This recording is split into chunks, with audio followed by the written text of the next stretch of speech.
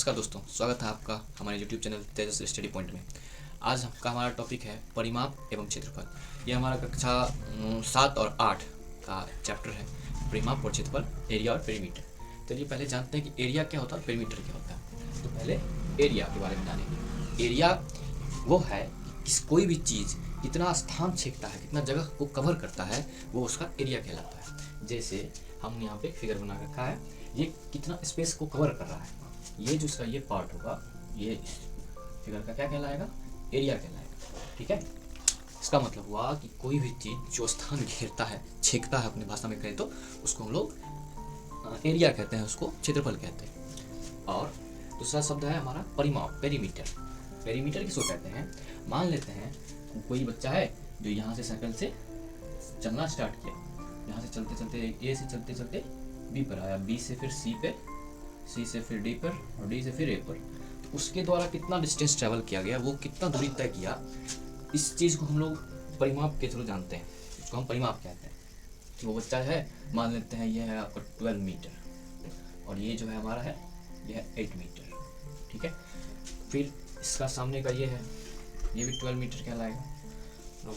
चलिए जानते हैं आयत के बारे में। चार भुजाओं से घिरी वैसी बंद आकृति, मतलब वैसा आकृति जो चार भुजा से तो घिरा ही हो लेकिन बंद भी हो। ठीक है, ये ओपन फिगर है, खुला हुआ नहीं होना चाहिए, बंद हुआ होना चाहिए। जैसे ये है, चार भुजाओं से घिरी वैसी बंद आकृति जिसके आमने सामने की भुजा आपस में बराबर हो। जैसे अगर ये ए और बी इस आयत का लंबाई है तो ये डी और सी भी लंबाई है। इसके सामने का फेस ये हुआ, ये दोनों भुजा आपस में बराबर होगा।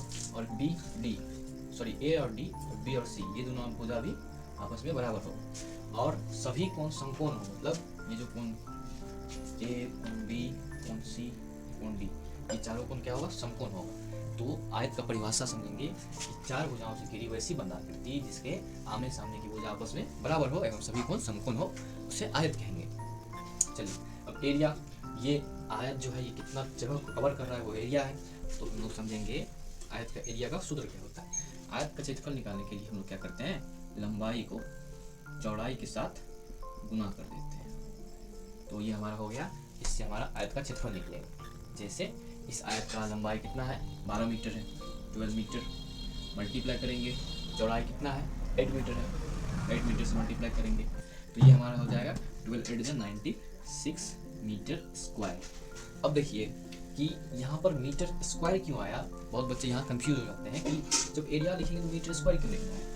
तो जाहिर सी बात है, थोड़ा सा ध्यान देके समझना है कि जब हम एरिया निकालते हैं, क्षेत्रफल निकालते हैं, एक तो क्षेत्रफल का ऐसा ही मात्रक भी हमारा मीटर स्क्वायर होता है। वो कैसे होता है, इसको ऐसे समझिए कि लंबाई जो है ये भी हमारा मीटर में है और चौड़ाई जो है ये भी हमारा मीटर में। तो जब हम 12 को 8 से मल्टीप्लाई किए तो 96 आया। ऐसे ही जब हम इस मीटर को इस मीटर से जब मल्टीप्लाई करते हैं तो मीटर स्क्वायर आता है। जैसे 4 का स्क्वायर हम लिख सकते हैं ना, 4 × 4।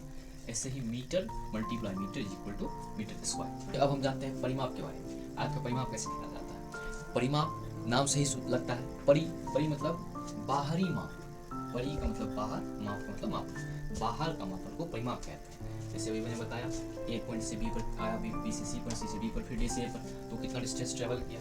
तो आयत का परिमाप निकालने के लिए फॉर्मूला जो होता है वो होता है 2 × L + B, मतलब 2 × लंबाई प्लस चौड़ाई। तो इस आयत का हम लोग परिमाप निकालते हैं, देखते हैं। तो 2 है तो 2 लिखेंगे, लेंथ कितना है, लंबाई कितना है तो 12 मीटर, 12 मीटर लिखेंगे, प्लस ब्रेथ कितना है तो 8 मीटर, 8 लिखेंगे। ठीक है, तो पहले ब्रैकेट अंदर का सॉल्व करते हैं, 12 8 20, तो 2 ब्रैकेट रिमूव करेंगे तो मल्टीप्लाई 20 होगा, 22 × 40 मीटर। यहाँ ध्यान देंगे कि यहाँ मीटर में है, मीटर ही लिखना पड़ेगा, ना कि मीटर स्क्वायर। क्यों?